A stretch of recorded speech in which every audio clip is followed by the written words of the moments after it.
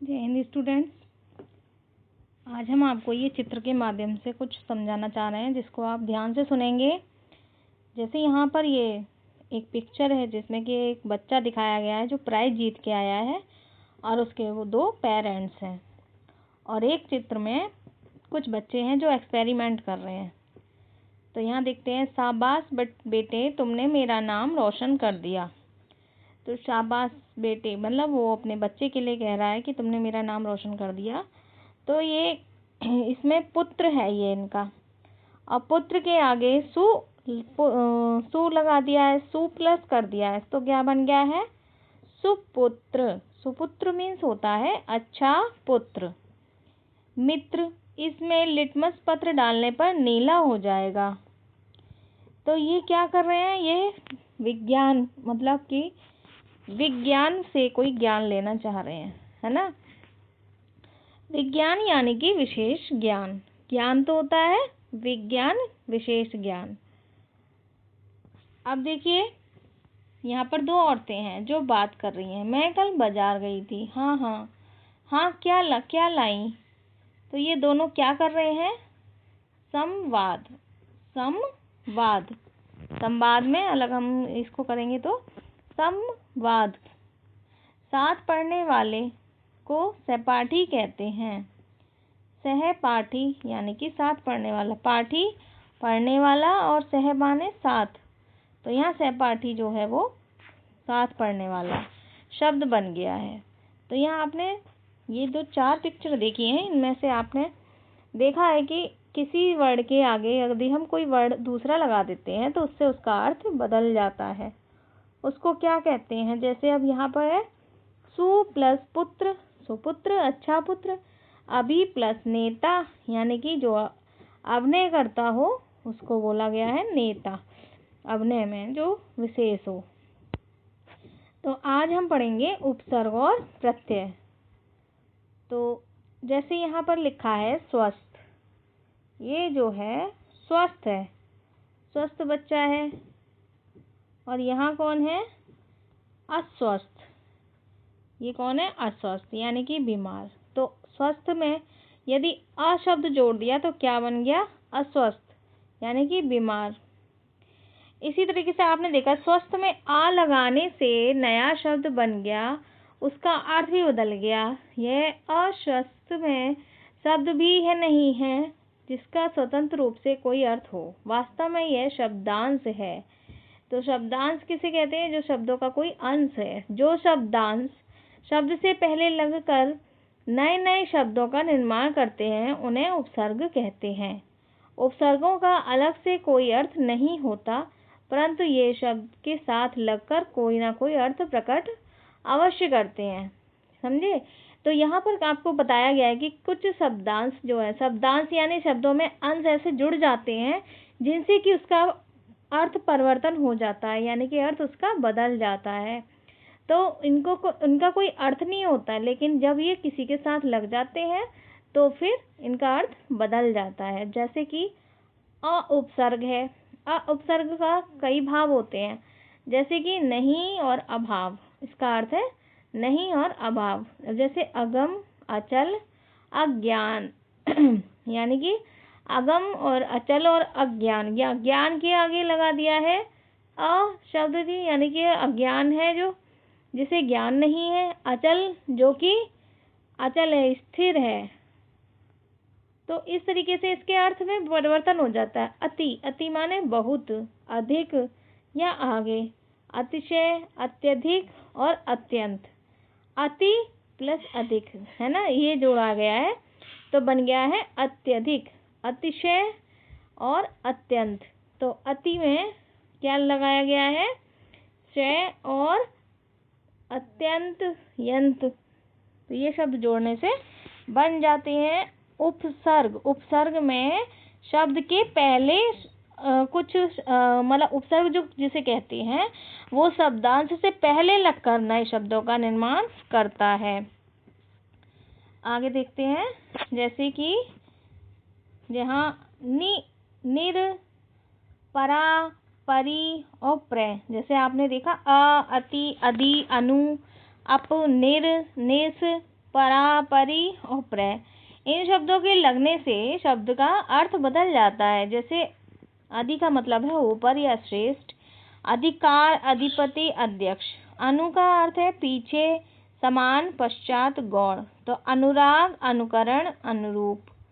अब यहाँ अनुराग, अनुकरण और अनुरूप मतलब इनके अर्थ अलग अलग आएंगे। अपहीन, अभाव, अनुचित। अपकीर्ति, अपमान, अपकार। अप शब्द लगा है कीर्ति में, मान में और कार में। तो निर और निश, निस जैसे बिना और रहित और विपरीत, इसका अर्थ निकलता है। तो निश्चल, निर्मल, निर्वाह। निर्मल यानी कि मल से पहले निर शब्द का यूज हुआ है। निश्चल में चल शब्द से पहले निश शब्द का प्रयोग हुआ है। और निर्वाह यानी कि वाह शब्द से पहले निर शब्द का प्रयोग किया गया है।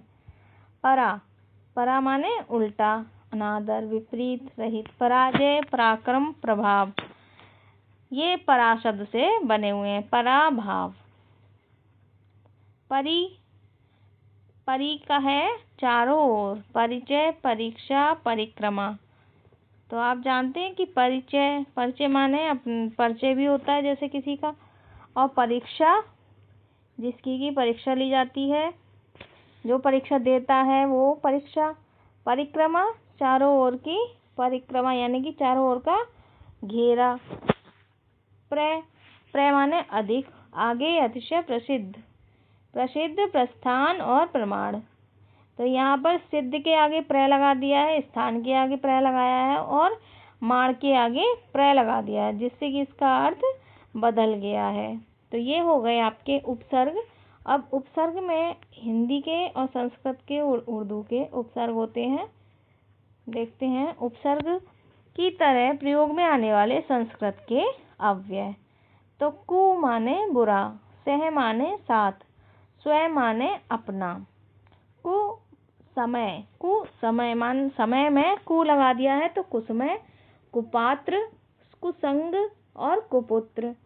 सह में सहपाठी, सहमति, सहज, सहगामी। और स्व शब्द से बना है स्वदेश, स्वतंत्र, स्वजन, स्वाधीन। तो ये क्या बन गए हैं आपके उपसर्ग से शब्द बन गए हैं। सहपाठी यानी कि साथ पढ़ने वाला, सहमति किसी की सहमति से काम हो रहा है आपका। और मैं सहज माने आसानी से, साथ से मतलब है कि सह माने साथ। और स्वदेश में स्वतंत्र, स्वतंत्र, स्वदेश माने अपना देश। स्व माने अपना बताया है तो स्वदेश माने अपना देश। स्वतंत्र माने अपने ऊपर हम जब काम करते हैं अपने आप से। स्वजन माने अपने लोग। स्वाधीन माने जो हम जिस अपने अधीन हो जिसके। निडर, नी और नी का प्रयोग डर के सामने हुआ है। निडर, डर माने डरना और निडर माने बिना डर के। निकम्मा, निकम्मा शब्द कहते हैं जो काम ना करता हो। निहत्था, जिसके पास कोई हथियार ना हो। तो यहाँ पर नी शब्द का अर्थ बिना किसी के आ रहा है। दु, दु माने दो, दुगना, दुबला और दुभाषिया। तो दुगना माने दुगना माने दो, एक से ज्यादा होते हैं दो।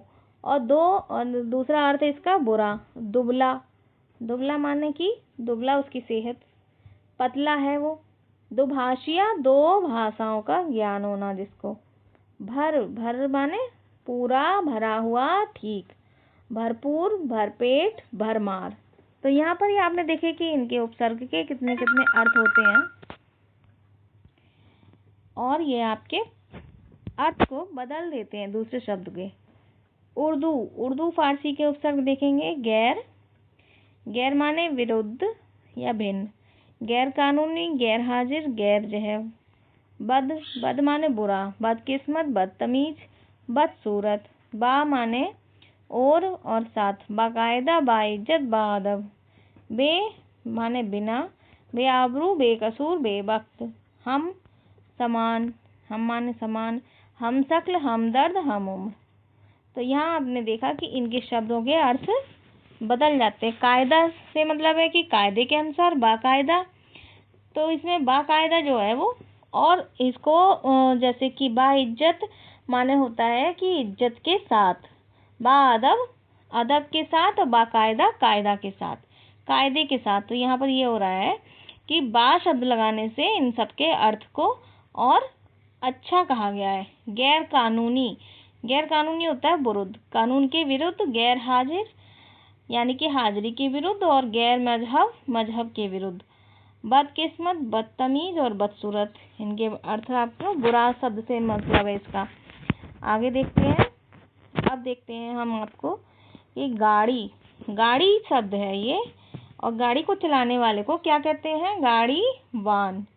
तो आपने देखा गाड़ी शब्द के साथ वान शब्दांश जोड़ने से एक नया शब्द बन गया। वान जो है वो क्या कहलाता है? प्रत्यय। अभी हमने पढ़ा था कि हम शब्द के आगे जो शब्द जोड़ रहे थे, शब्दांश जोड़ रहे थे, उसको उपसर्ग कह रहे थे। लेकिन यहाँ क्या हो रहा है? शब्द के पीछे जोड़ रहे हैं, तो ये क्या बन जाते हैं? प्रत्यय। जो शब्दांश शब्द के पीछे लगकर उसके अर्थ में बदलाव लाते हैं वे प्रत्यय कहलाते हैं। क्या कहलाते हैं? प्रत्यय। अब देखते हैं, जैसे कि यहाँ पर शब्द के पीछे लगने हैं। जैसे आ, तो भूख के पीछे लगा तो बन गया भूखा। प्यास के पीछे लगा तो प्यासा। आई, आई शब्द भला के बुरा, भलाई, बुरा के शब्द के पीछे लगा तो बुराई। आओ, चलाऊ और टिकाऊ। आन, लगान, थकान। आप, मिल, मिलाप। आप शब्द जो है मिल के आगे लगे तो मिलाप। आलू, दयालु, श्रद्धालु।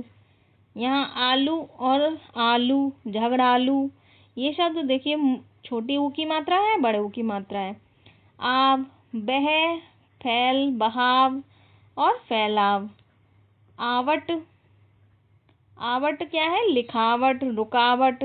तो ये क्या हो जाते हैं? पीछे लगने वाले शब्द हैं। लिख के पीछे लगाया है वट, आवट मतलब तो लिखावट बन गया, और रुक के पीछे लगाया है तो रुकावट। आवा माने छल यानी कि छलावा और दिखावा। तो आपको समझ में आया कि हमने आपको क्या बताया है कि